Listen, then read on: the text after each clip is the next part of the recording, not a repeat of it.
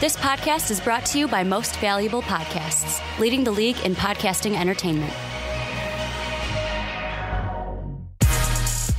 Welcome, ladies and gentlemen, boys and girls, children of all ages. This is Fast Break Podcast. I'm your host, Sean Anderson. Alongside me, as always, is Ricky Widmer. What's up, guys? And Dave Oster. Hey, everybody. And before we jump into the podcast, before we give you the rundown of what's happening on this podcast, Some would say a jam-packed show today. You would probably say that. Say I'm not going to steal that because that's your. That's you. That's your saying. I'm passing it off to you like a good point guard. I'm passing you the rock. No, I'm not going to do that because that's synonymous with you. And you were going to have the coffee cup or whatever that was, right? The mug. Yeah, you have the mug. Yeah. So you're going to, I'm not going to steal that. You have a whole bit. So, but before we do that, we're going to get into some housekeeping. Check out patreon.com/mostvaluablepodcast. We're going to have Jake on soon, and Jake's got two episodes in the month of January. We're going to get that boy on. He's a wet boy. He's always a wet boy in our hearts. We also got a couple other buddies we got over there. We got Pat. We got Christian. And there's one more, right? We've got Hubertus. Hubertus, yes. It was funny to see him comment and be like, it's funny to see you guys try to pronounce my name. Didn't you mention there was a new one, though, like on the outside kick? There was. It's Mitchell, I think. It's Brandon's friend. Oh, okay. I'm going to look it up. All right, cool. Because I remember you mentioned something on the outside kick. And I was like, I don't That's remember awesome. that. Yeah, so shout out to Mitch over there. Is it Mitch or Mitchell? I think it's Mitch or Michael, one of the two. I'm looking it up right now. Mitch, Michael, dude, we love you so much. I just found out about you, so I'm sorry if we're pronouncing your name wrong. But go check out patreon.com/mostvaluablepodcast. You can help support us over there. Also, check out mostvaluablepodcast.com. We revamped it. Go check it out. It's super fun over there. You can check Matthew. out Matthew. So obviously, I was wrong on both sides. Cares so much. Right, general area. We've got 6 patrons now that I got to keep track of name-wise. I love you, Matthew. Though. I hope we get so many more that you can't remember any of them. I won't. Someday I will not. I will make sure that every podcast I start with naming all of our patrons. But also check out mostvaluablepodcast.com if you want a shirt, and Most Valuable Podcast shirt. Check it out. There is a link over there on to take you to the store. And also, if you're on iTunes, rate us 5 stars over the Fast Break Podcast, the Onside Kick, Rick and Johnny Podcast, and the Primetime Podcast. We'd appreciate it so much. But let's get into it, boys. We are talking about what the Clippers should do with Lou Williams. Are the Miami Heat a legit contenders? And then we're talking about everyone's favorite team, the Orlando Magic, and what they should do with the number 1 pick, because they're not there yet, but they damn sure will be when this podcast comes out. Let's jump into our wet boys. Before we do that, we got the soggy shooters, the damp dudes, the wet boys. And before we get in, we got to talk about what a wet boy is, because that was a comment. And wet boys are people who are wet, people who are soggy, people who are so wet you can't stop them. People are just, it's a flood of moisture coming from these men. They're doing work and they're perspirating. They're wet boys. Damn it. All right, Ricky, who's your wet boy? My wet boy is, and I know what people are going to say. I know Dave was thinking He's your slimy shooter. I don't even have to say anything. Well, it's like your slimy snake. Oh, Ricky only picks him because they played one game, but it's Kevin Durant. One game Kevin wonders. Durant, I mean, round up here, but 40 points, only 4 rebounds, 1 steal. Didn't round up for one game. You didn't round up for that game? Why would you round up for one game? True. So 40 points, He scored 40 points. 4 rebounds, 1 assist. Forgot, wasn't averages on mine, but 78% from the field, 86 from 3. And the most important reason why he's one of my wet boys this week, guys, is he joins a fraternity of, what is it now? He's the 5th person. Wilt, MJ, Kobe, and LeBron are the other 2 to have 20,000 points in their career. And he's the 2nd youngest with LeBron. You're forgetting the scoring champion, too. Yeah, well, there's also Dirk. There's also Kareem. He's not this 5th guy. I'm looking right here. It says he's one of just 5 players to have scored. Oh, before turning 30. Yeah, there we go. Yeah, he's the 2nd quickest. I don't know who I'm guessing it's LeBron. Yeah, LeBron was the quickest. He's the 2nd quickest. Yeah, so I forgot the under 30. Yeah, I was about to say, because Kareem's the scoring leader at 38. There's also at 30,000. Melo, Vince Carter, D. Wade, Gasol, and Joe Johnson. I'm sorry, Sean. Well, I know. When you say 1 of 5, that makes us look ridiculous because we're forgetting the guy who scored 38,000 points. Under 30. I forgot. I had a joke going, but that was about it. That was enough of a joke right there. Oh, God. Dave, who's your my white boy is Lou Will. We're going to talk about him a little bit later, but dude's been popping off. He has been he's just a scorer. Like, if you want the ball in the basket, Lou Will can do it any which way. He does it coming off the bench as a starter. He's made this Clippers team look watchable. Like, as someone who watches basketball, he's at least interesting. It kind of gives you a whole new appreciation for what kind of shit he can drag through, you know? And he's a back-to-back wet boy as well. He We don't is. have a lot of back-to-back wet boys. I think James Harden was one of them, but other than that, I think Lou Williams is KP and Harden. Oh, KP was too. Yeah. So there we go. We got our third back-to-back wet boy. No one probably was predicting that it was Lou Will. So if you had that as a prop bet, definitely let us know in the comments down below. My wet boy, it was Ricky's backup plan, but he's my number one. I'm so happy. He's number one in your heart. So happy. He's a finisher. He is the finisher. Lauri Markkanen, 21 points per game, 8 total rebounds per game, 100% from the free throw line. I know Ricky loves I'll take that. it. Ricky 90 and above, I'll take it. When people hit shots from the free throw line, 49% from the field and 54% from three. Lauri Markkanen looking like a goddamn stud out there. And that's why the Bulls, I mean, some people were mentioning like, oh, if you I think it was on our mock draft. Doesn't matter if Nico plays. Lauri will win us games now. True. But I think people were mentioning on our mock draft, it was like, oh, when you're drafting that high in the draft, you shouldn't be going by need, you should be going by BPA. But when you have a player like Lauri Markkanen, who you just drafted, you're not going to draft someone at the power forward position because you already have someone at the power forward position. I mean, it's just that simple. I mean, people are mentioning that about to say, my favorite phrase. It's you don't go out there and you dad dick KP. Like you dad dick the unicorn, and you're like, nah, we need a power forward. No, you take your fit. Dirk. I will be completely honest. You look at his stats when KP was guarding him compared to anyone else. KP did do some good defensive work against Lauri. KP didn't put effort in trying to close out that 3-point line, the long twos. Like, there's just noticeable dad dicking going on. Dirk did say that he's got some unicorn in him. So there you go. Well, let's jump in, boys. We were talking about sweet Lou Williams, the seventh man of the year in the NBA last year, behind. Oh, that's mean. I was like, what is he saying? The seventh man. Yeah. He was behind Eric Bledsoe. He was great, but he's a seventh man. True. But he was fantastic with the Lakers, fantastic with the Rockets. Was off to a slow start out and with the clip show. Wasn't fantastic out there. He wasn't bad, but he was slow start. Right. Now he's absolutely ridiculous. You look from his stats from December 20th to January 10th. He's averaging 30.5 points per game, 46% from the field, 54% from three, 91% from the line, and he's also throwing in 5 assists as well. So he's not only just scoring buckets out there. Lou Williams is dropping pretty much like, I don't know. What would I say? Maybe like Kobe numbers, like small Kobe numbers. What? Like, like 2008, 2009, 2007, 2008 Kobe, like Kobe numbers. The 2000s decade Kobe. 30 points. Well, I mean, he's doing it in like, 3 weeks, but he's still doing Kobe numbers in 3 weeks. Nah, he's doing great. Yeah, Lou Williams is absolutely killing it right now. Back-to-back week being a wet boy. But looking at it and looking at the Clippers, the big thing is that, this team right now is on fire. You look at their record in those games. They had a 2-game win streak, lost one. They had, I think they had three losses. Pretty much, they had 3 losses in 11 games. So they're 8-3 in their past 11. Obviously, they got off to a rough start. Blake getting injured, Milos getting injured, Pat Bev getting injured, Danilo's been injured. Austin Rivers has been banged up as well. But just Clippers as usual. Yeah, but this team is still 9th in the Western Conference, and that's really due to Lou Williams' fantastic play of late. So looking at it, looking at this team, there's talks of an extension for Lou Williams. There's also talks on this podcast of, maybe the Clippers should look to tearing down this team just due to what is going on. I mean, Doc, there's always been rumors that he might not be the coach, he might not be the fit. They might look to move away from him. You look at Blake as well. Obviously, they got rid of CP3. Going into this year, they made the move to get Danilo. What I'm trying to say, though, is what should the Clippers be doing? Should they be looking into trading Lou Williams? Should they be looking to extend him? Should they be looking to keep this core around as well of Lou Williams, Blake Griffin, Milos, Pat Bev, DeAndre Jordan, and then Danilo as well? Dave, what are your thoughts on the Los Angeles Clippers, especially the run they've been going on lately? I honestly love it, and I wish to God that they would get over their curse of injuries, because having Milos, Pat Bev, Austin, and Lou Will, and I want to throw in Thorny as well, just because I really loved him as a college player, and I think he's off to a decent start. Mm-hmm. But those 4 guys, especially in your backcourt, that's legit. You have one of the best passers in the league. You have one of the best defenders in the league. Lou Will can create for himself. He can also seems to be pairing really well with DeAndre Jordan for post moves. And then Austin Rivers, for the amount of shit that gets talked about him, he's still a solid player, and I do like him as a player. Daddy's boy. Yeah. But he's still a good player, regardless. So, you have a really solid backcourt.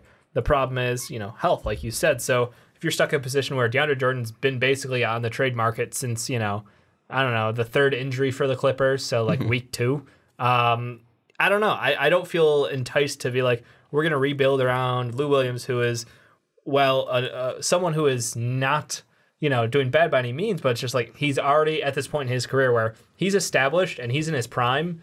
And he's 31 years old. He can drag a team. That's why the Lakers had to trade him, because he was dragging them to wins. That's why he ended up going to Houston so early in the season. So I think that your probably best bet is to move the pieces this year and set yourself up for the 2018 draft and the 2019 draft. If you can get yourself a couple additional picks in each of those drafts, you are looking in great shape, honestly. And that's just, let's be practical. Your team's going to keep getting injured. Let's set plans for the future. Yeah, looking at Blake, Blake has not been a consistent bill of health throughout his whole career. You look at what he's been doing this year, it's really just been plagued with injuries from the month of December on with that knee injury.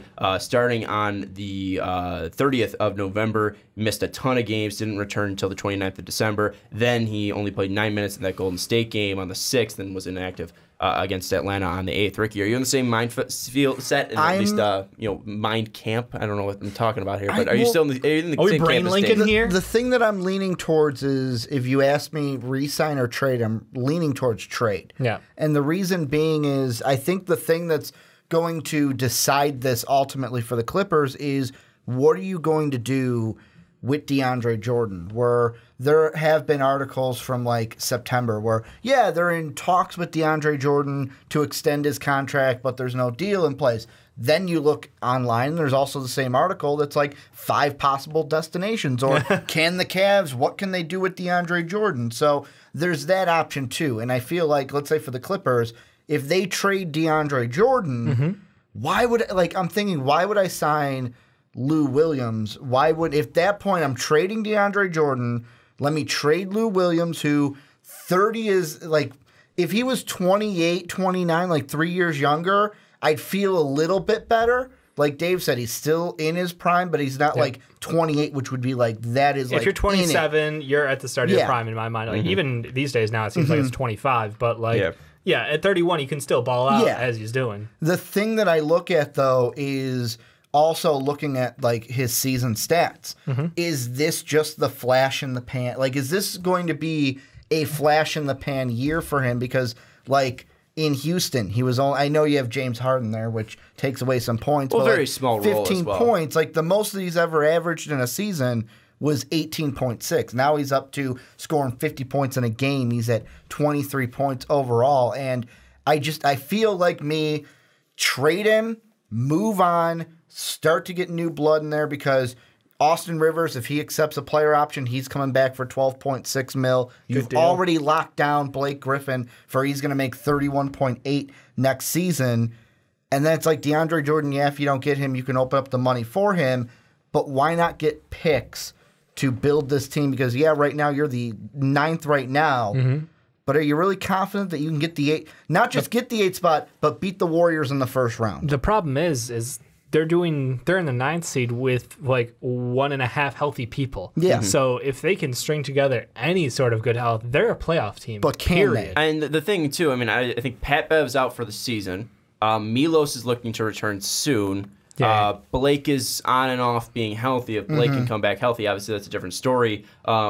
Danilo's dealing with something with his butt or something. He's missing 6 weeks as of the 11th of December. So these guys are going to be coming back soon. Milos is going to be coming back soon. Danilo is going to come back soon. Blake has been on and off, but he is probably going to. He's not out for the season or anything like that. Yeah. He's just dealing with a nagging injury, and those are guys that 2 of them are starters, and Danilo and Blake, and Milos can be a starter. Most likely would be your starter coming back since Pat Bev's out for the season. So looking at it, I think. It's really, what are your goals in Los Angeles? Because you look at DeAndre. DeAndre's come out and said that he wants to stay with the Clippers. Lou Will also said the same thing. That's why the contract extensions are picking up. You look at DeAndre, he does have a player option for next year, so that's the reason why the trade talks are starting for him. Because he's most likely going to decline. He probably can make more money than he's currently making right now of 24 a year. You look at Lou Williams, he just re-signed, but it's a cheap deal for what he's providing for a team right now, because it's 21 mil 3 years. That's a ton. That's not a ton for a guy that's popping off for whatever he's shooting right now. He's shooting right now for 22.9 points per game, but he's consistently always a 42% shooter from the field, and then about a 35% shooter from 3. So Lou Will is a consistently great scorer, a consistently great shooter, and getting that for $7 million a year is an absolute steal. Yep. So the thing is that not only are you getting a great player, but also you're maximizing his value due to his contract. So I think the Clippers really need to decide where they want to go in this, because right now, of course, like you said, Dave, 9th seed right now, and they're getting healthy. It's just where can they get to if everyone's healthy? Are they going to be a 6th seed? Are they going to be a 5th seed? Because like Ricky said, you're going to be going up against the Golden State Warriors if you're the 8th seed, and you're going to be not winning that series. I mean, it's pretty clear. If you're the 7th seed too, and you're going up against Houston, you're most likely not winning that series. You can say the same with San Antonio. There's only one seed that I like. If I'm the Clippers, if I say, you know what, can we get to the 5th seed? We're only, 2.5 games back of the Trailblazers. Can we realistically get to the 5th seed? Because the T-Wolves are the only team in the top 4 that I would want to play in the first round. Because, yes, there are some, I would go into that series going, well, this is a team that has a defensive coach, but they don't like to play defense overall and they get tired. We can just outscore them in that series. I wouldn't want to go up against San Antonio, wouldn't want to go up against Houston, wouldn't want to go up against the Warriors. But then there's a part of me that, depending on the DeAndre Jordan thing, do we go into the playoffs, get a lower pick, or do we trade DeAndre Jordan? Well, that would be the decision that flips it. Trade Lou Will, get younger picks, stay in the lottery, and have a chance for a higher pick. The ping pong balls can bounce however they want to. Yeah, and right now they're currently sitting at the 13th pick, just in front of Philadelphia, and then obviously and I believe on Tankathon they're like one of the last picks right before the... Yeah, they're 13th. Them or the 76ers. 13th, they're right in front of the 76ers, like I just said. Okay.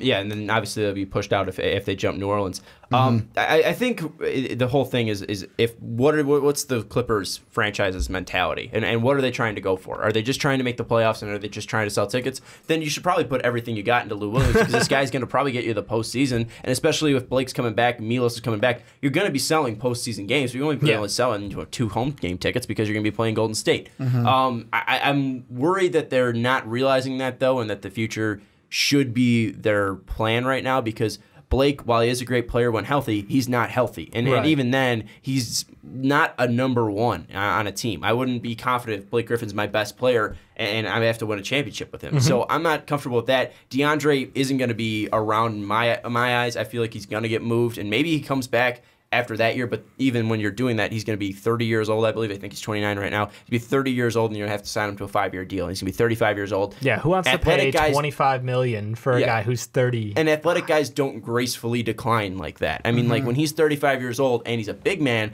at 6'11", he's had a very clean bill of health throughout his career, but at some point that body's going to break down. I mean, we expect that from every single athlete in the world except for Tom Brady and LeBron James. Yeah. So, I mean, looking at it, it's a dangerous line to walk, because I don't know if the Clippers have a true mindset of where they want to go. Because, again, Blake, always banged up. He's right now your focal point in your franchise. You're not moving Blake right now. There's not a lot of talks of moving him, especially with him being injured. You really don't know what you have in Blake. You want to maximize his potential, or you want to maximize his trade value, his value in general. And right now you have such a long contract, too. You got time. Yeah. But and the thing with Lou Williams, too, is that you just signed with that contract, but you're maximizing his value because you have that guy for 2 years now. You have that guy at his peak performance. That's why these talks are happening right now, at least with the Clippers and Lou Will, and trading him. So I think it's going to be interesting to see what happens. Do you feel like there's going to be a certain plateau that they reach, or like a certain date that they reach, and they're going to have to make a decision on Lou Will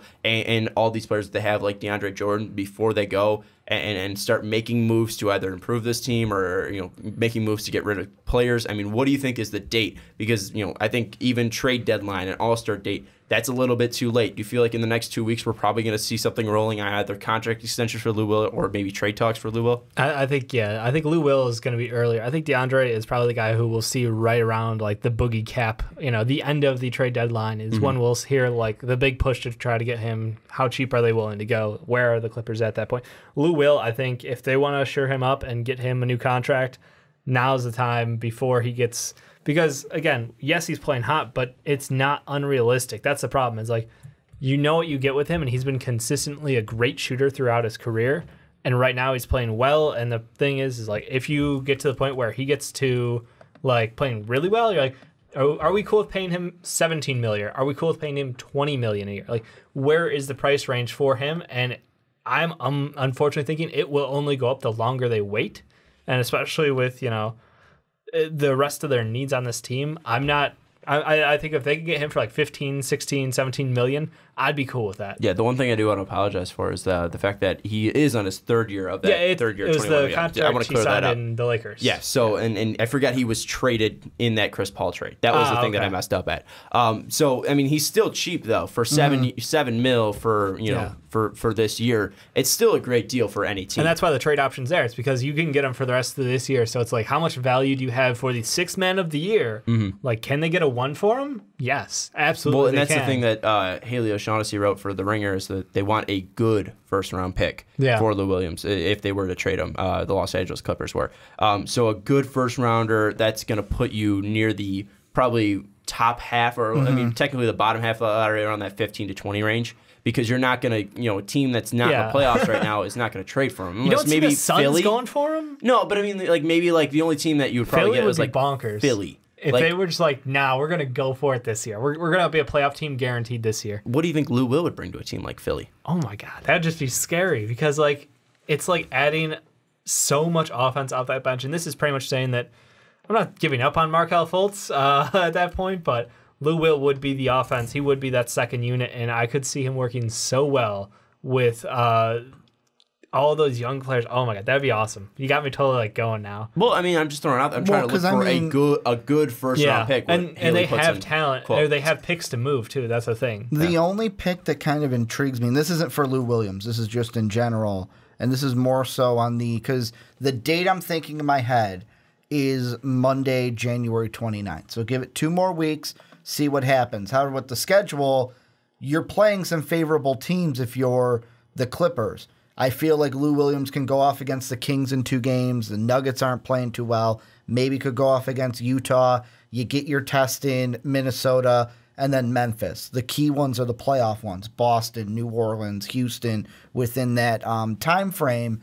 But I think the 29th is when we're seriously going to see do we trade DeAndre or do we not trade DeAndre? Because they'll have a little bit over a week then to actually pull the trigger on any sort of trade, since February 8th is the trade deadline. I don't know if Lou gets moved with that, but I think January 29th is when we see the kind of flip of, are we going to look more towards the future in the draft, or are we going to look towards a playoff push? Yeah, it's definitely going to be interesting. When we hit that January 29th mark, what do you think we're ultimately going to be looking at with the Los Angeles Clippers? Draft. They're going to trade DeAndre Jordan for sure this year, I think. And Lou Williams? No. I think DeAndre Jordan moves. I don't think that nobody, they'll want too high of a pick for Lou, and no one will want to give it up. I mean, Houston ended up, the Lakers ended up settling as well. We talked about that last year, that they wanted a higher pick. They ended up settling for the 28th pick, which was Kyle Kuzma. I don't think they'd settle on a pick for Lou Williams. If they settle on a pick, it's for DeAndre, because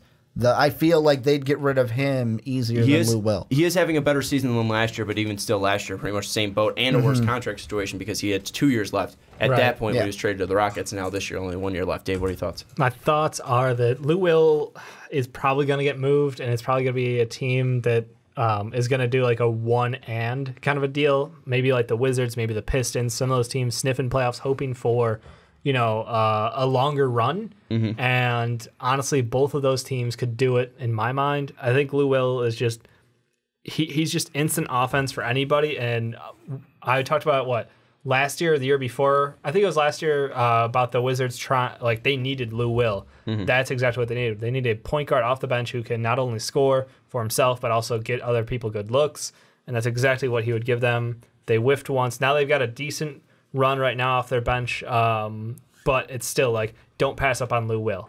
I know they've mortgaged some of their future, but the team that I would throw out there is Miami, just with Dion Waiters just going down, possibly needs some scoring help. He's going to be a guy that can at least facilitate. He's going to have to fill in for that Dion Waiters role, and Dion did pretty much the same exact thing, but I think does it at a better pace because Dion Waiters isn't really consistent. It's a shocker. Lou Williams has been proven, at least been consistent over the past years, but they don't have a pick. They don't own That's their what pick I was right going now. to say is kind of a follow-up is, would it be they're not afraid to trade picks. But if you're the Clippers, would you want to pick necessarily this year or just any pick? The idea is if you're trying to just go for the draft, like Dave mentioned, you're looking for the 2018, 2019 pick in that draft. Because if you're building for the future, it doesn't matter when, you're still getting picks for the future. Yeah, and I think both of them could get moved. I think there's a high chance. And again, like not to buy into like the Jerry West mojo here, but like he was brought in as a consultant for a reason. They're playing above expectations already, and I really would like to see them get some more young guys in that he can help decide who's going to be the guys they're going to develop, they're going to spend time in, and build as the new core of the franchise. Because in my mind, like the CP3, Blake Griffin, DeAndre Jordan days are done. Let's move on from it. Let's use what's left of them to go rebuild our future. Well, don't get stuck with a bunch of old, useless guys who are always injured. It's going to be interesting to see what happens with Blake, because obviously we were saying that CP3 is already gone. We mentioned that obviously DeAndre Jordan's probably going to get traded this year. Just re-signing Blake Griffin, it's definitely going to be interesting because he's a guy that's not staying healthy, and it's going to be interesting to see what happens. Player option through 2021. Yeah, it's going to be interesting to see what happens with Blake Griffin, especially with his health. If they do end up moving him, especially what a team would want, or the Clippers would want if they ended up moving him and going for a full rebuild. I'm just saying, if they're going for a full rebuild, Blake's not going to be in. The problem is Blake isn't a guy who's going to, no offense to Blake, but if you have him on your roster, you're going to eat the cash for it, but like he's not a guy who's going to drag you into the playoffs himself. You don't got to worry about that. It's going to be interesting just to see what happens. But anyways, let's move in now to the Miami Heat. We're talking if they are legitimate contenders out in the Eastern Conference. Right now, they have skyrocketed to 4th in the East, winning 6 straight games, 8-2 in their last 10. James Johnson's out there. He's so pumped up. He's fighting Serge Ibaka. Dion Waiters got so excited that he twisted his ankle and that was out for the season. Partying too hard is Dion Waiters. That's a joke. I know what happened in game. It bombed. Don't worry, guys. But looking at the Miami Heat, obviously this crazy run last year, they were terrible in the first half of the season. Then it was pretty much after the All-Star break. They flipped that switch, Spoelstra did, and got them back into the playoff hunt. Miami had that crazy season last year. We're kind of seeing the same thing, but a little bit earlier now. They are timing it for the right time in the season to make sure they get into the playoffs. But do you think the Miami Heat are legitimate contenders, or do you think this is just a weird hot streak? Because we've talked about teams like, I don't know, the Orlando Magic being legitimate contenders, and now now we are literally just talking. Dave, you called them Oakleys. You called the Orlando Magic Oakleys back in November, right? They were shooting like 60% from 3. Yeah, November or October, you called them Oakleys. I'm just saying, things can change. They lied to me. Do you think this is going to be something that changes, like the Folkley Orlando Magic, or you think this is an Oakley? You think this is the real deal of the Miami Heat?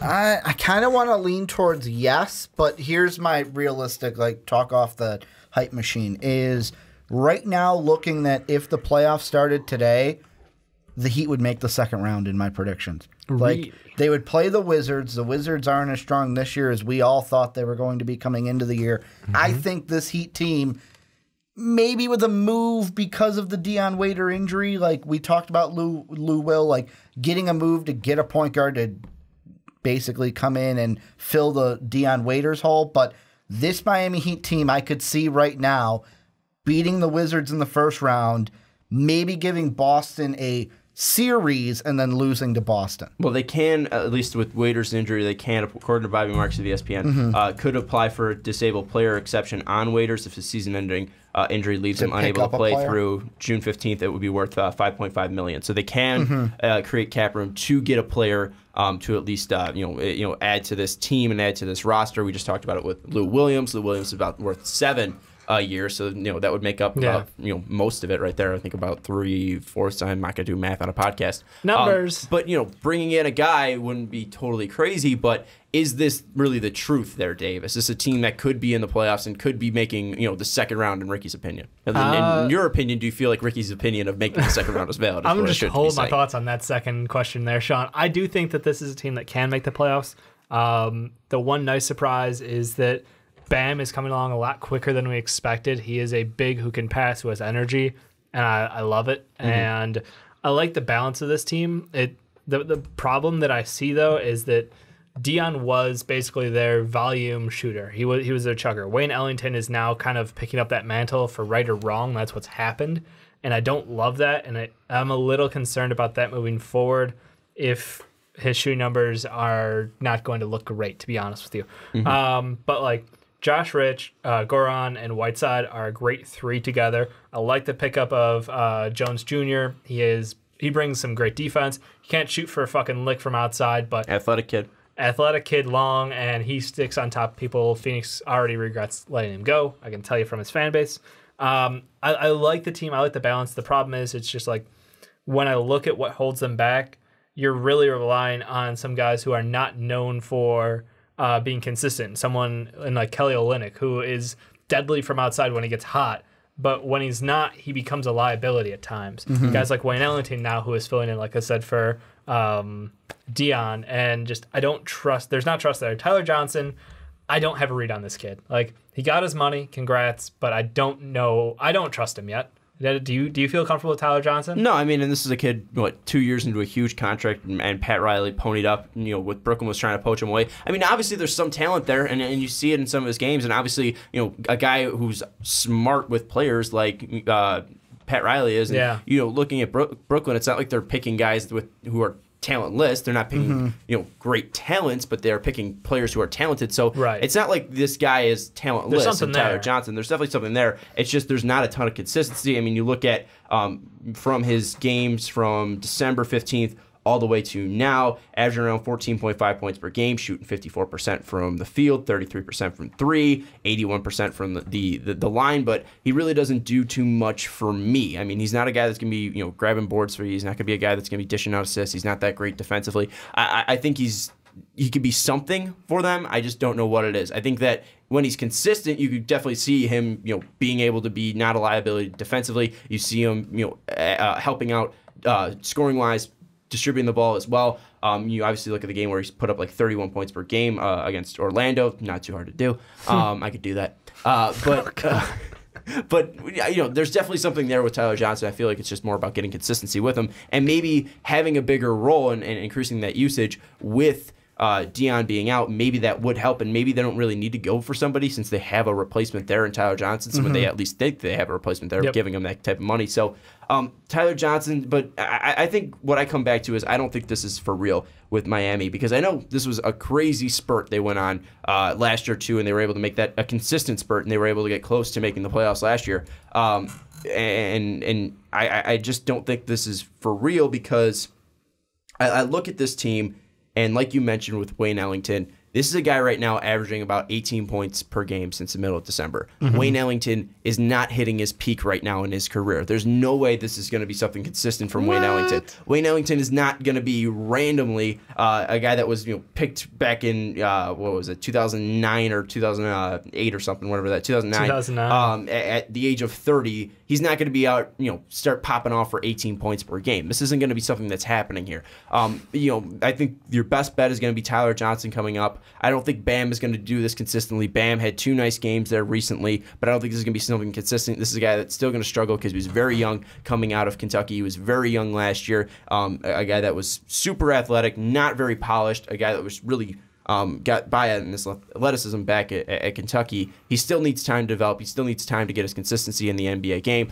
I don't think this is something that's going to work for them. I think Goran and Hassan are fantastic. Josh Richardson is a great shooter from the outside, but I don't think this is anything that's going to be certain for this team, and they're losing depth. Dion goes out. We don't know what the thing going out with Justice Winslow. Sprained his knee. He's not really healthy right now. Yeah, he wrote that kid off a year ago. But that's the thing, is they're lacking depth, and I don't think this is something where they're going to need to make a big move, and that's just going to hurt them for the future if they do go and give up one of their picks. Later on, I know we just talked about that they don't have their 2018-2019 pick. Those are going to Phoenix via New Orleans. But I don't think this is for real. I think that Coach Spoelstra can possibly make it real, because I think he's one of the best coaches in the NBA. I think we had him in our top 5 last year. I think that still holds true. But looking at this team, I feel like they're getting by on great coaching and a great system rather than great talents. I think Whiteside and Dragic are great talents, but you give me those players and they're the last 3 I'm looking at on a big 3. They're not number 1 guys. I feel like the coaching is really getting them by so far. Well, before I was going to say what I was going to say to kind of help your point, the thing with the draft picks that I want to clarify is 2018 first-round pick will be going to Phoenix because it's top 7 protected. I don't see them finishing in the top 7. So 2018 will go to Phoenix. they will have then their 2019 because it'd be like, oh, it defers. Oh, okay. That was their 2019. protected, Yeah. So they're going to keep 2019, keep 2020, and it was 2021 that is in Phoenix. So they have 19, they have 20 to if they want to work with. But kind of to go back what you were talking about, I know at the beginning I said that I could see this team making the playoffs if the playoffs started right now. I could see them beating the Wizards in a first series and going out and then losing to Boston in the second round. But the thing I kind of look at, and I'm looking at the 6-game win streak for the Heat, and I'm just looking at the wins and I'm looking at the margin of score, and I'm thinking, I've seen this before this year. I've seen this exact thing. Oh, wait, the Bulls did this. The Bulls went on a ridiculous run where they won a lot of close games. There were some blowouts in there, but a lot of the games were really close, overtime games, 2-point games, 1-point game. And that's what we're seeing here, where it's you beat Toronto, like good wins. You beat Toronto, but 1-point win. You beat Oladipo, but it's only, an 8-point win? You beat Utah by 1. You go to Utah, or you go to overtime with the Knicks. So there are a lot of close games, and that kind of sends off the vibe of, can you keep this up consistently? We'll see. They play Milwaukee twice. Once on my birthday, they play in three next series games. Milwaukee twice, the Bulls once in Chicago. They have Houston later this month. They have Cleveland later this month. The thing I want to ask, and it's a fairly favored schedule outside of Houston and Cleveland, yeah. The next 3 is what I'm looking at, because the Bulls one, it's like, it depends on which Bulls team you get.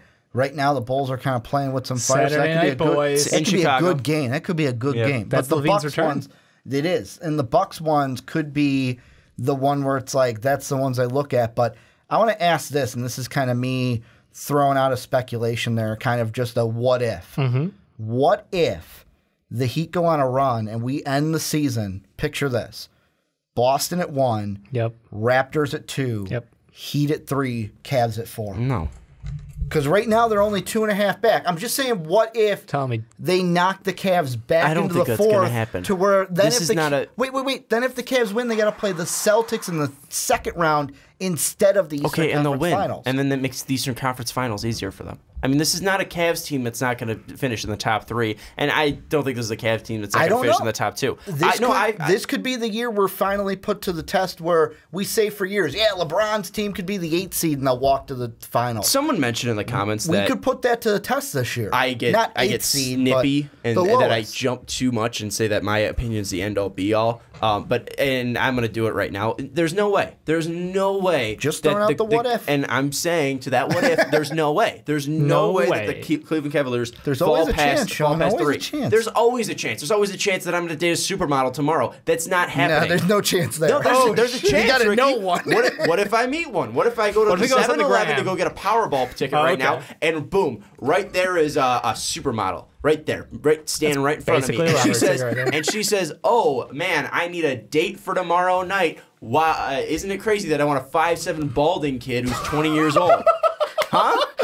What if she was on the south side of Chicago in a 7-Eleven buying a Powerball ticket and said, "Oh, you are just what I need right now, then boy." Sean, you hit the jackpot. There's a chance, though, Dave. There's a chance because I'm going to go to that 7-Eleven. I'm going to buy a Powerball ticket. There's a chance that I run into a supermodel. Isn't there, Ricky? I think you're being a little bit overdramatic in this situation. You're also being overdramatic as well. This Cavs team is not. I never said it was going to happen. This Cavs team is not going to fall out of the top 3. Isaiah Thomas will start playing consistently every night for more minutes. They're not going to get worse.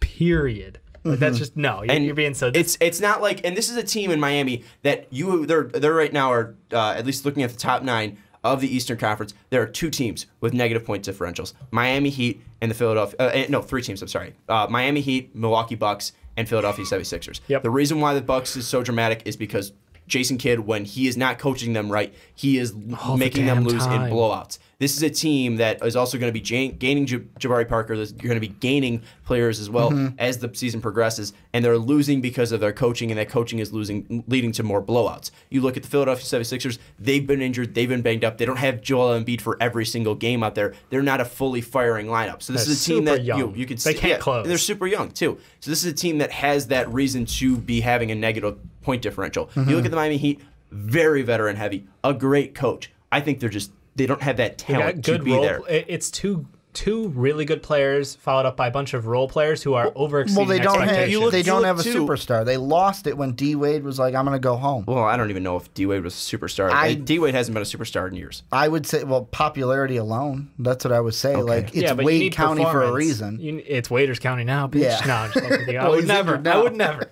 But the thing that I wanted to mention is when looking at the point differential and looking at the splits and wins and losses, it's just simply it's nothing crazy. The only thing that stands out is when they lose, they miss more shots. When they win, they make more shots. There's not a huge Thanks, John outlier. Madden. No, but that's literally all it is. You And win the that's- game by scoring more points But that's than the the thing is that they're not winning on talent. They're winning on coaching. That coaching's not going Yeah. to go away, but that talent is at least not going to be there every single night. And with the Cleveland Cavaliers, they're going to have LeBron James out there every single night. They're going to have Isaiah Thomas out there, hopefully, for every single night. K-Love is going to hopefully be out there for every single night. It's just something where this talent isn't going to disappear from this Cavs team. This talent isn't going to disappear from the Boston Celtics. This talent isn't going to disappear from DeMar DeRozan and Kyle Lowry. I feel like this talent can definitely be exploited if you're the Miami Heat outside of Hassan Whiteside and Goran Dragic. Well, and I mean, the thing, I'm not arguing that the They're Cavs a very have... well-coached Well, team. I'm not saying that the Cavs don't have more talent, but let's just take... I know they're playing the Raptors as we're recording this, but let's take this into consideration. They're losing right now with a minute left with 128-97, and you've got LeBron James leading with 26. That Isaiah Thomas you talked about, 2 of 15 tonight with 4 points. You talk about K-Love, And he 10 hasn't points. played basketball What in so long. No. He's still getting in the rhythm of But basketball. what I'm saying is, and this is, am I saying the Heat are going to pass the Cavs? No. I just asked the what if for the discussion because they're so close. After tonight, that goes from 2.5 to a 2-game difference between them. And I think that with the Heat and with the Cavs, they both come down to one thing. Both of these teams, as we get closer to February 8th, they're going to be thinking the same thing. We got to make a move. We got to make a move to bring in something. The Heat, it might be harder to do. The Cavs, they're the team I would look at to bring someone in to be like, this is the piece that's going to help us in the playoffs. I don't think the Cavs are going to be looking to make a move. Exactly. I think Really? if there's a move out there, they're going to make it. But right now, it's not like this team needs to make a move. This team is still extremely talented. They're getting an all-star point guard back in Isaiah Thomas. I think they need. There's probably positions of need. Obviously, you look at the center position and Tristan Thompson. I mean, like it'd be nice, but you're going to need to make a move for a star. And you don't know if you're going to be keeping that pick or getting rid of that pick in the Brooklyn pick because you don't know if LeBron's going to be staying or not. And I feel like that's going to be something that they're going to have to come down to. And if they're not, hesitant, if they're hesitant in that trade at all, I don't think they're going to make it. And I don't think they're going to go after and get rid of that pick to get a DeAndre Jordan. Let's just use him.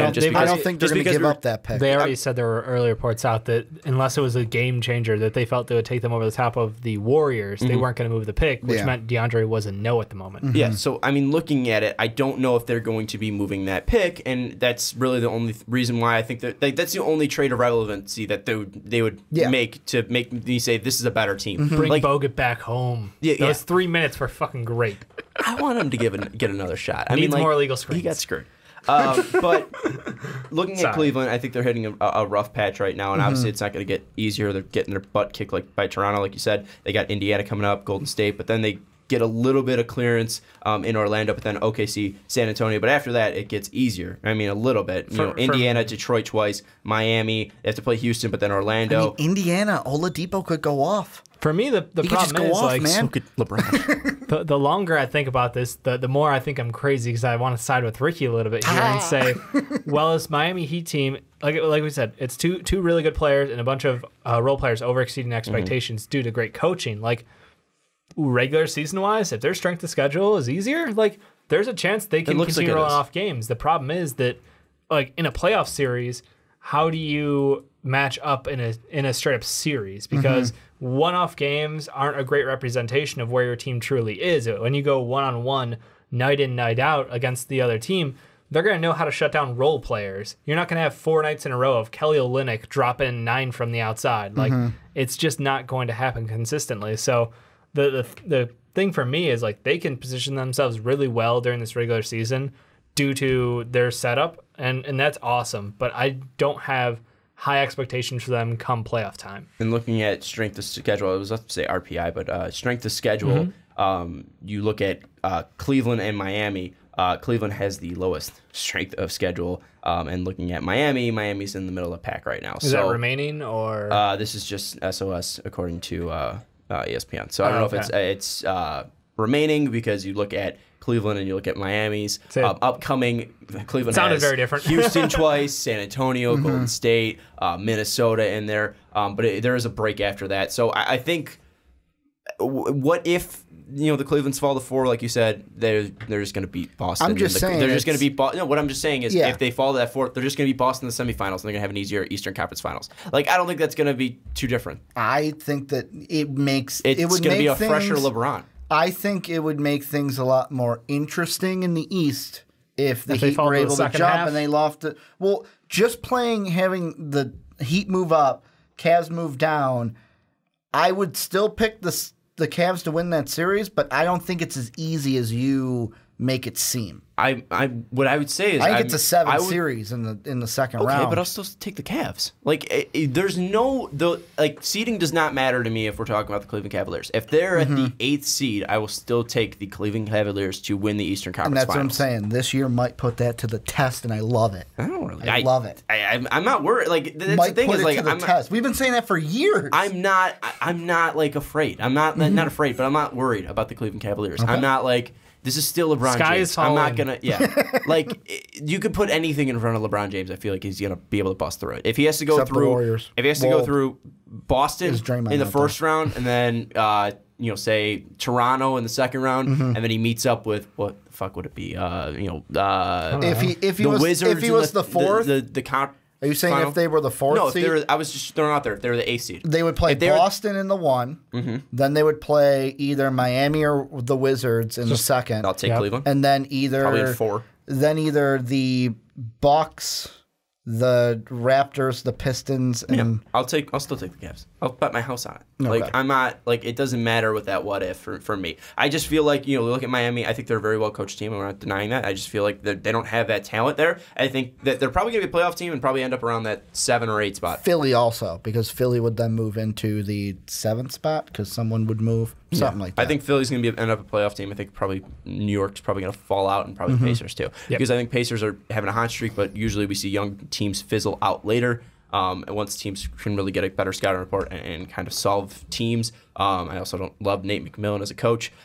He's been doing a fine job Oladipo so far. and Sabonis are doing pretty great. They are, but I feel like at some point that floor is going to fall out. Pacers are going to get out. Knicks are going to fall out, and we're going to see the Miami stick in there and Philly stick in there. But I don't think Bulls Miami are coming in. I don't think Miami. Watch yourself. I don't think Miami's jumping Don't that. count it out. I don't think Miami's jumping that 4th spot. So that's just my opinion. Do you think Miami can take any of these teams in a series? So that's the question. Would you favorite Miami over any other team in the playoffs? I'm just being I don't want to shit on Miami. Washington, I would. Yeah, right now as playoffs are set. Everyone below Washington and Milwaukee.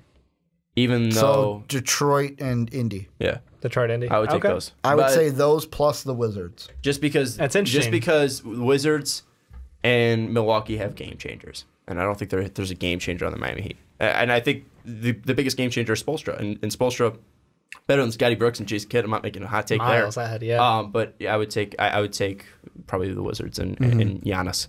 Interesting. I would say probably 7 games, but yeah, I'd take both of those teams. What are you guys' thoughts on that then? I mean, would you favor them over the Wizards and Milwaukee, and why? Not Milwaukee. I think that Milwaukee has. Ricky's sucking in Milwaukee D. He is. Milwaukee's that team where I look at where they can just if Giannis wants to turn it on for that team, they can turn it on. Whereas I think the Wizards, maybe it's because they're down this year. I'm kind of overreacting to that, but I would be more scared of a team wingspan than I would in the Wizards. The funny thing is, I would take them over Milwaukee in a series because the polar opposite in coaching. Yeah, like you have Jason Kidd, the most inept coach in game, versus Spoelstra, who is the best, if not top 3, as far as in-game coaching, and adjustments and play calling. Like, I just think that's a series that they could abuse them. Yeah. I think that's something that Milwaukee fans would murder me for. But like, you have to be aware of your weakness and knowing that it could be exploited as easily by Spoelstra. That's legitimate. But then who's going to stop Giannis? again, I don't have answers to every single question. I just have a feeling that if there's a series for an upset, it's Miami I agree. and Milwaukee. I think that that's going to be the coaching advantage. That the superstar again is Spoelstra, and he can easily destroy Jason Kidd. Giannis taking it to the rim over Whiteside. Like, we've seen that matchup go both ways so far. But then also, I mean, it's just not going to be strictly that. I know, but if you're saying who's going to stop him, like, it's not like Giannis is going to drop threes on him. So I know. I feel though that the star power on Milwaukee is just too much to it's scary. It's scary. But if you can get and same with the Wizards, I feel like John Wall and Bradley Beal is just too stupid to pass up. And I mean, just to throw it out there, when we were coming into the year, Eric Spoelstra, 4th on our coaches rankings. You had him at 3. Dave and I had him at 4. I blame you guys. Who did you guys have above him? I had Brad Stevens, Kerr, Pop, and Kerr, and Dave had the same. Who did I have him? Did I have him below You had Stevens? him above Stevens. Yeah.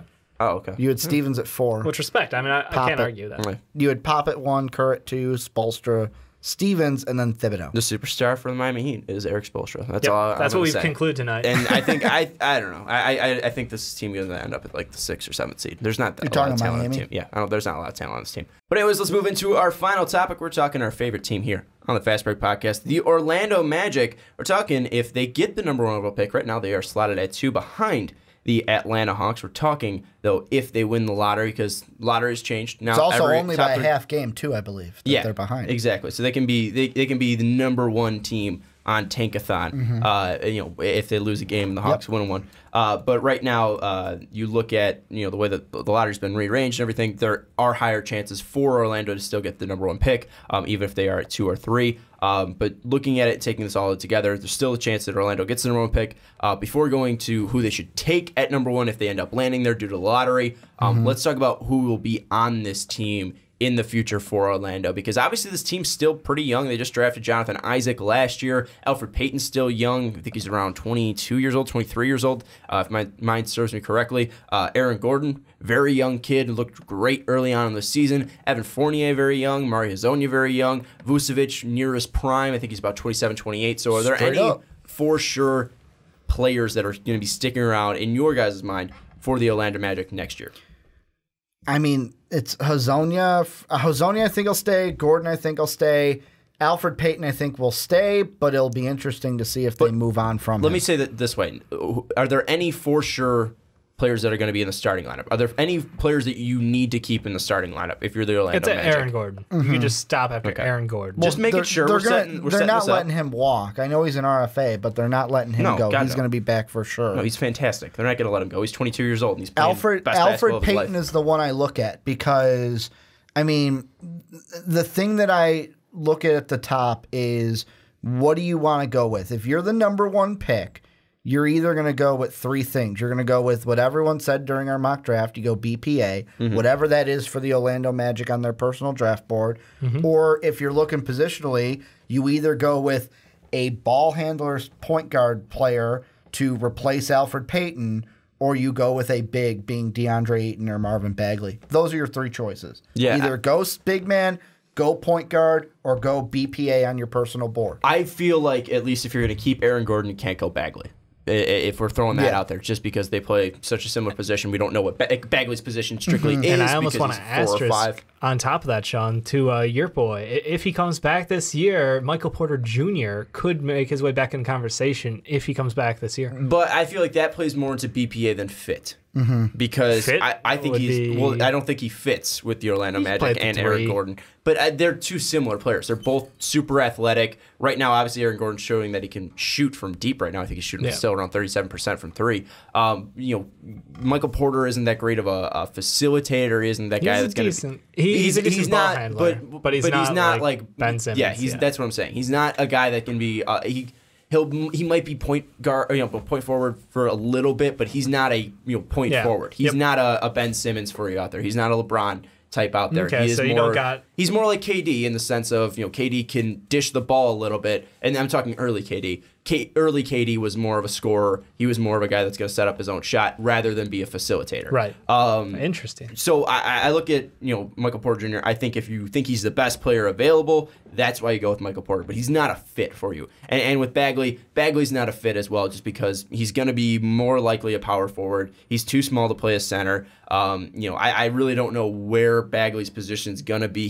could be a 4 or 5. He's too small to play the 5, and he's really not truly a 4 in my mind offensively. I feel like he wants to be more of a point forward when I watch him play.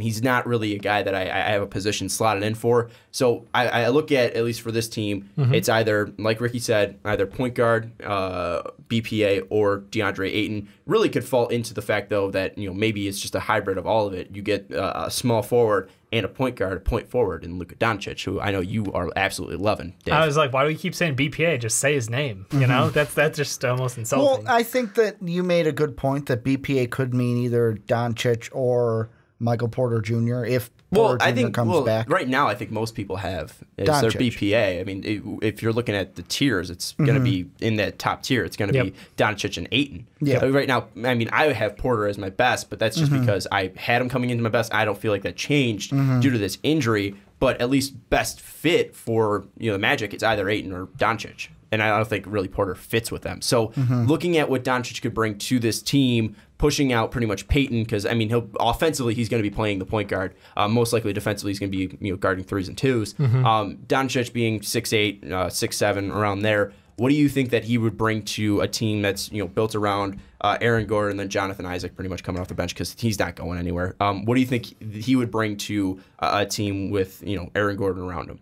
I'm honestly not 100% sure yet because these are tools that he's never had anything like playing around him. Like he's playing in the EuroLeague without guys who can do what Aaron Gordon can. Like there's no one in the EuroLeague who can do what Aaron Gordon can. It's scary. He's an athletic monster who has now, like you said, extended his range out. He can shoot from deep. He really is an interesting player. So that combo, I'm not sure. I know it'll be good. I know like adding Doncic won't be a bad thing for this team, but what specifically will it do for them?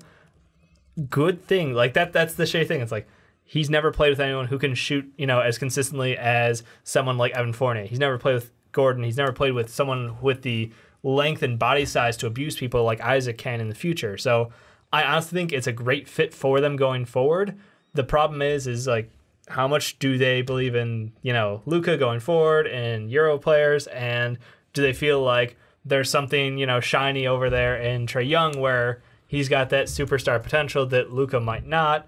To them, it's an in-house decision that they have to make. You mentioned in the mock draft that wherever the Orlando Magic end up, that you're slotting Trae Young there. So why did you say that, and why do you feel like would you feel like Doncic would go over that? Because you're saying that they would probably go Doncic fits well with them. Yeah, I think Doncic is the best player. Yes. So why would you say that? You were even saying if they land number 1 that you're slotting Trae Young in there. So why do you think Trae Young fits so well? That one might have been a little harsh. But even though, I mean, it's just Trae Young has he's a super polarizing player. He has uber superstar potential.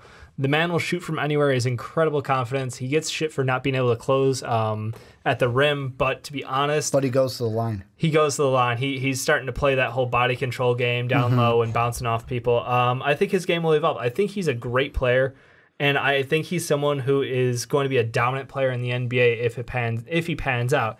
Yes, there's bust potential there. Yes, you have less of that. That's the problem. Is he has superstar potential. Yes, Luka has star potential, maybe superstar potential, depending on how you see him and how his game fits into the NBA. But Luka's floor is miles above Trae Young's. Trae Young could be a bust and done league in 3 years, 4 years. I wouldn't even whatever. But Trae Young could be something special as well. The whole Trae Young, Luka Doncic situation here is all going to get decided with one thing. There are reports that the Pistons want to trade for Evan Fournier. If the Magic pull a deal where they ship Fournier anywhere, then it's why wouldn't you go Doncic? Why wouldn't you bring back Peyton, bring back Gordon, and then draft Doncic and have your starting lineup be Peyton and Doncic in your... I'm the opposite way. Wait, real quick. Does Stan Van just want the Orlando Magic? Why isn't he just got Tobias? He got fucking... He wants to trade for Fournier. He's proven a point. Okay. I'm just throwing it out there. I'm just throwing it out there. Tobias, getting him. Fournier. He knows the players. Yeah. Does he? Was he around for... I don't know. I don't think he was around for Evan Fournier. He got drafted, 2012? Couldn't even tell you. Yeah, and he was drafted in 2012 by Denver. He didn't come around until 2014. Point being, if Fournier moves, then I could see Luka Doncic. I'm almost the opposite because if Fournier leaves, you need somebody who can jack up shots all day. Does that not scream Trae Young? I mean, Luka can shoot. Don't get me wrong, but as much as I'm on the Luka's the best player train, like, you have to admit that Trae Young has something special going on. Here's a question I'll ask you guys, because I think we got this in the comment section of our mock draft. If you're drafting Luka, is he your if de facto primary ball handler all the time? Or is he the one where it's like, yeah, we have a primary ball handler, but we also have Luka who can bring the ball up as well and be a ball handler too? I think Luka's best skills is what he does, at least bringing the ball up and at least facilitating an offense. I don't see him as a guy coming off screens, a guy, being a spot-up shooter, anything like that. Luka doesn't have that skill, so I would feel like, if you're going to draft Luka, you have to at least bring out what he can passing the ball and facilitating and using his handles to the best of your potential, because he's not a guy that's going to be averaging around 25 points per game ever in his career. Maybe he hits that at his peak, but I doubt he's ever going to be a 25-point per game scorer. I feel like he could be around, maybe like a 22, 20, 21 point game per score, but I feel like he's going to be more of a guy that's like a 21-8 guy. Yeah, 21, 8, and 5 maybe. I don't know. Yeah. I feel like he's going to be a guy that's very well balanced. I feel like he's going to be what we see consistently now in the NBA. I mean, you look at guys like Jason Tatum, you look at guys like Ben Simmons. They're coming in and they're doing everything for their team. Yeah. I don't feel like Luka Doncic is ever going to be the scorer for his team. I don't think he's ever going to be a guy that's ever near the top of the scoring leaders in the NBA. I look at Luka Doncic as a guy that's going to bring the ball up. He's going to be handling the ball. He's going to be facilitating the offense. I feel like he's your modern-day point forward, just an international player that we really haven't seen. I know Ben Simmons is technically from Australia, but I don't think of him as an international player because he wasn't. He played at LSU. Yeah. But looking at Luka, I feel like he is exactly what you want in a point forward. Maybe doesn't have the skills right now to be exactly what a Ben Simmons is because he doesn't have that same athleticism and penetrating. And but he is more well-rounded. And right now, I mean, you don't really need the build of Ben Simmons to be a point forward because you could still be a bigger, guard in this league. So right. I mean, Luka still has the ability to create and shake off defenders. So I feel like the best choice for them would be Luka if they're going BPA, and if they want to fill it out and still believe in Elfrid Payton for some god-awful reason, they'll go Ayton. But I think if they have the number one overall pick, it needs to be Luka Doncic if you are the Orlando Magic. Yeah. And this isn't due to like who I think is the best player. I think fit-wise, if they have the option to take Luka, you have to go Luka. And that's at least looking at everything out there, looking at Trae Young, who I feel like has a ton of bust potential, but also I feel like you said, he has he's like Baby Beard out there, man. He is a mini James Harden. Like, I mean, people want to say Steph automatically, but I mean, and that's more just because of his range. Yeah. But I mean, what he does passing the ball, it's definitely been spectacular. But again, he's 6'2". If we're talking about build right now, this is not a guy that's going to be able to go into the lane and handle NBA defense. He's not going to be able to handle the contact and the consistent brutal beating that a body's going to be hating. You look at James Harden. This guy is loaded, and you look at a guy like Chris Paul. Chris Paul, same height as Trae Young right now, 6'2". Chris Paul's constantly injured. Chris Paul's constantly hitting the floor and banging up his knee. I look at Trae Young, and I feel like he's going to be more in that, and more in Steph's camp as well, because Steph isn't a bigger guy. Where Steph's consistently injured. I know he has problems with his ankles. Always had problems with ankles, but looking at Trae Young and Luka, not only is he safer, but I feel like he's a better fit as well in Orlando. So I look at that, taking all of it into advantage. You're either going Luka in my mind or Ayton, and you need, at least in this day of age, a guy that can create for your team and a guy that can be your guy that you go to every single time going up the court. And I feel like Luka brings that to you, and scoring-wise, you can lean more on Aaron Gordon because he's shown already that he's developing his game to more than just an athletic freak. And I feel like he can take it to that next level where he's going to be your number one scorer, at least for the Orlando Magic. But, I mean, looking at it, do you agree, disagree? Well, for me, I would say that when you say either Ayton or Doncic, I would change it slightly. I would say there's three guys that I could see Kamish coming up saying the Orlando Magic at number one select blank. And it's either Doncic, Michael Porter Jr. if he plays this season, and Trae Young. Those are the guys. And the thing that I also look at is, the thing that I look at is, let's say I'm really buying in on maybe a Fournier trade. Let's say they trade with the Pistons, get their 20th pick this year, hypothetically. I'm looking at just my mock draft alone. You can go, I'll go point guard / ball handler number one, and then at 20 I can either go two guard and Grayson Allen. I can go with a center in either Mitchell Robinson or Daniel Gafford. Like, but if those you guys, get that pick from those the guys Pistons, don't have star potential. Like, those guys are projects. But the star that, like, in this league, I am going with, and I've said it before on podcasts, if you ask me, Ricky, do you want to star in the backcourt or the front court?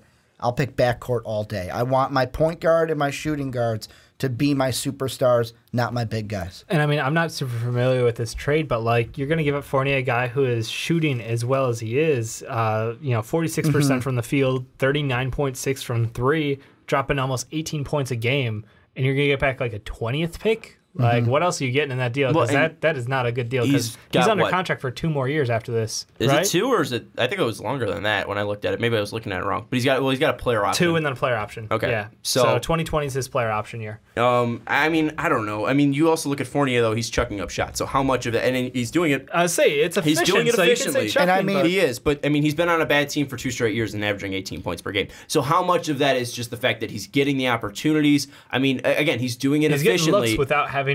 He's doing it. He's doing it efficiently. But my thing with Evan Fournier is if he's going to a team like Detroit, where they have Reggie Jackson who doesn't pass the ball, they have Toby, they have Andre Drummond. How many opportunities will he Avery get? Bradley. Avery Bradley as well. How many? Yeah. How many opportunities will he get, and will he be able to capitalize on those? The thing is, and this is from Woj in the article, it's Detroit pursued a deal for Fournier, but it would have been hard to execute without Reggie Jackson's contract included, even if Detroit decided to include Luke Kennard in the deal. So it looks like Reggie Jackson, maybe Luke Kennard could have been in that deal. So if Fournier comes over, you won't have to deal with Reggie Jackson in Detroit. That would have been a spicy meatball. Yeah, but then you have to deal with Reggie Jackson or Orlando. That's some 2K shit I would be down for. I'd sit that. Then that adds another deal. Let's say this is just hypothetical, that's all draft is. They get rid of Fournier. They bring in Reggie Jackson. How does that change all this? Nothing. Reggie Jackson should be not on an NBA team. But does that change things to where it's like, well, we're not going to go Trae Young. We're not going to go Doncic. They should. They will. Wait, if they get Reggie Jackson, then take Luka. That makes it easier. That makes it 100% Ricky's just got a vendetta out there for straight up. He's coming after Vucevic. He wants DeAndre Ayton to be that pick. Straight up. What I want to say is if they should not go Trae Young in any sense. Really? Of the way. Do not go Trae Young. I mean, if they're the number one, if they're again, this is based. This is based on the number 1 overall pick. What if they're number 1? If they are the number 1 overall pick, do not go Trae Young. If they're 3, 4, 5, definitely think about it. But if they are the number 1 overall pick, Luka Doncic should already be getting his Orlando Magic jersey. Yep. This guy should be your number 1 pick. I agree. It's ahead at the draft. Right? He should be getting the jersey anyways because he's putting it on. They can mail him the jersey ahead of time. He's going to be getting the jersey at some point, so just mail it to him. Luka Doncic should be your number 1 pick if you're the Orlando Magic because, again, Aaron Gordon is a great player. I think those two compare very well together. You look at those two in a pick-and-roll setting, it would be filthy because you look at Doncic's ability to get to the hole, and you look at Luka's ability to pass as well. I mean, this guy has incredible passing skills. He's a guy that's completely well-rounded. He's a guy that's going to at least take away from at least Aaron Gordon's athleticism. And I'm not saying Aaron Gordon gets by strictly by athleticism alone, but he's a guy that definitely excels from his athleticism. He kind of starts off in the same mold as like Blake Griffin almost. Yeah, and you look at Luka. Luka is that guy that's strictly fundamentals. Like not strictly, but like he is based on his fundamentals of basketball. So he's going to be a guy that is at least going to be a nice pair next to Aaron Gordon. And you look at Jonathan Isaac, he's going to be able to fill out that defensive role that you need in a team where you're going to have Luka because Luka's not that great defensively. So if you have a guy like LeBron James, you can push Luka over to the fucking 2 and have him guard there, and then Aaron or Jonathan Isaac, probably Isaac because he has that length and ability, he can, and hopefully what you want him to develop into could be a defensive stopper because he can guard that 3, 4, and 5 position. That's what we were saying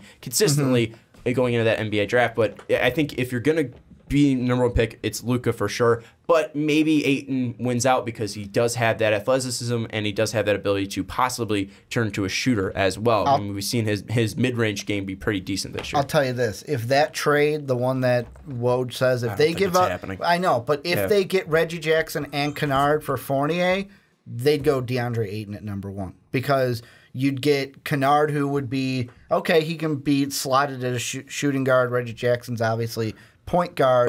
And then in that case, I don't need Trae Young. I don't need Doncic. Looking at the center contracts for the Magic, Bismack Biyombo, player option 2019, even if he accepts, He's off the books in 2020, not returning. Okay. Vucevic, he's 27 now, 28 and 18, 29. He'll be a free agent. I can decide what to do with him around 29, and I can have Ayton there either being the, hey, you're going to be the kind of third guy year one. No, Not really, no. Ayton's starting right away. Bismack Biyombo's done. What was I saying? Scratch that. Bismack Biyombo's done when they draft Ayton. Vucevic is number one. No, what I'm sorry, saying not Vucevic. is... Ayton's number one What over I'm saying Vucevic. is Bismack is getting pushed to the side, and Yeah. I could see them going a center and just being like, you know what, we'll eat the contract of Bismack, whether it's 19 or 20. Oh, man, I hope they don't do that deal for Reggie Jackson.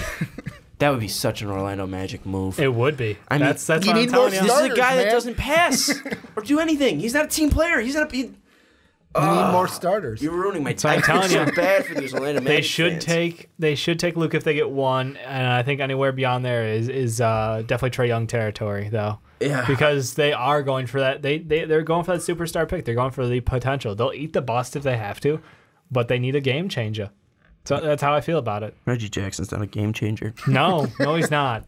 But Kennard, I just would like like Kennard as he's a nice piece, but he's not. a two. I mean, he'd be a nice fifth starter because he's he's a good shooter. Are you gonna He's elevate athletic. him over Mario Hezonja? Yes. He's putting his dues. I mean, honestly, like the only player that I would want on my team, like if I have a starting five, and right now currently where they are, if I have a starting five and I have them picking from the Orlando Magic, there's one guy I will take, and it's Aaron Gordon. I'm not looking at anybody else. I don't want Fournier. I don't want Really? No, I don't want Fournier. The Fournier I don't want surprise. I think Alfred he's a decent Alfred player. Payton. I think he's decent, but for starting out, no, I'm not going for him. Wow. I don't want him in a starting Then would you lineup. trade him? Not necessarily for if I'm Reggie the Orlando Jackson, Magic, but I'd definitely trading trade him in him. general. He's shipping everything if he's Orlando. Oh yeah, they strip that team. They should strip that team boneless. Besides, Aaron Gordon and Jonathan Isaac, in my opinion. Jonathan Simmons is just recently signed, but he hasn't been great for them. The Mo to put it Spates lightly. thing is just confusing. Why did they go after Mo Spates?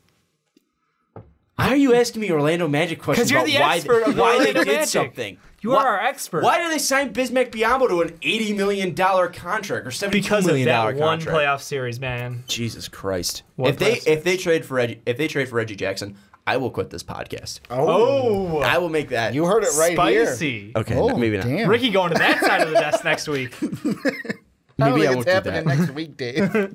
This threw me off. Sean's vibe is gone. I didn't think I like how... the sad thing is that there was talks about Well, that. here's the thing on. I love. We get a comment that it's like, hey, Sean's opinion is end-all, be-all. And I throw two things at you that are Sean's end-all, be-all. Oh, hold on. Just Don't cementing trade that. for Reggie Jackson. That's what I'm saying. I know. Definitely take Luka. But that's what I'm saying. no other But the whole options. what There's Reggie no Jackson chance. what Reggie Jackson would bring is the lack of mobility on that offense, and they already don't have ball movement on that offense. I mean, this is a team early on that was having success when they were moving the ball. That is pretty much gone away. This team has just floundered offensively and defensively. This team has just fallen off the map completely.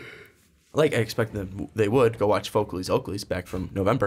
Shut up. But this is Just gonna rub that in my face forever. This is a thing where you bring in Reggie Jackson, and it's not like he's magically going to become a playmaker for you. It's not like he's magically going to start caring about basketball and anything other than Reggie Jackson. Okay, go he's try to going to get be a his. bum because he's currently a bum in Detroit. And he's not going to change because you add him to a terrible Orlando Magic basketball team coached by the blandest mayonnaise boy in the world, Frank Vogel. I think that about Tell me sums how up you our really thoughts feel. I on did. Orlando Magic. And just one last I think- note. The draft doesn't change until 2019, the rules for the percentages. So this will be the last year that the number one pick will have the highest percentage. I got yelled at one of you kids in the comments about, and I'm calling him a About kid. the percentage? About the It's percentage. 2019 is when it goes into effect. Whatever. This is confusing. This is why there should be no rule changes. This is why I should go back to 90s basketball where Hell the yeah. where the I'm all envelopes are for that. frozen. I'm all for that. Teams are picked. The Knicks are in every envelope so that Charles- Stern can't Oh, fuck God. it up. This was a rough podcast, but I hope you enjoyed this podcast. Brought to you by Most Valuable Podcast. I was watching old videos back when we were doing previews. Yeah. I used to intro it as the Most Valuable Podcast. Yeah, you did. It was horrible. The Ohio State. That's what you were Horrible. doing. Jumping these. Horrible. The Ohio State. But anyways, if the Orlando Magic fans, do you guys have the suicide prevention number pulled up? Hotline? Yeah, Can you No, just I scroll that don't. across the yeah, bottom. just do that in case of Reggie Jackson trade to Orlando Magic. Put that up there because it's going to be some dark days in Orlando. I'm because he's under contract for a while. I'm hoping for my boy Vakeberg on Twitter, who made an excellent video on the 2017-2018 Orlando Magic, and my buddy on Twitter. He has hashtag loose for Luka as his name on Twitter. Yep. I'm hoping they get Luka for him because that's going to be the perfect fit for them. If they're not able to because he's just off the board, then that's fine. But if they pass him up, that's going to pain. Yeah, you just start bouncing the head off the table a little bit. Because I think this is going to be a guy that you know in Orlando you need stability. This kid can bring you stability and more. I think Aaron Gordon's showing you that he could be something very special in this league, and pairing those two is definitely the right step in moving this franchise forward and finally getting something relevant in Orlando since 2010 when you had Dwight Howard. And I feel like you need to get that going sooner rather than later. And I feel like that's the reason why you need to go a guy like Luka over a guy like Trae Young or over a guy like DeAndre Ayton who can't play defense. You need someone who's going to be stable out there. Luka is going to be able to bring that to you. And Reggie Jackson for sure is not going to fucking bring that to your team. Anyways, tell us what you think down in the comments below about any of our topics that we talked about this day. We talked about Lou Williams, talked about Clippers, talked about Miami Heat. We talked about the Orlando Magic, obviously, as this is the topic. For Dave Oster, Ricky Widmer. Don't forget your housekeeping. Love having them in the podcast. I was about to get to it. I was just thanking you guys. I got worried when he started saying names. I was like, oh, no, we're done. Well, now you guys aren't talking anymore, so that's why I'm leaving you go. Okay. But, thank you guys for joining as always. I love having you on the podcast. Welcome. Guys, don't forget to check out patreon.com/mostofpodcast. Also, check out mostofpodcast.com. You can check out shirts there. You can check out our About pages. You can find everything from the Rick and Johnny podcast, Brandon Swanson's podcast. That's what I think over there. You can check out Primetime Podcast. You can also check out the Onside Kick. And also, if you're listening on iTunes, give us 5 stars and add a comment if you like as well.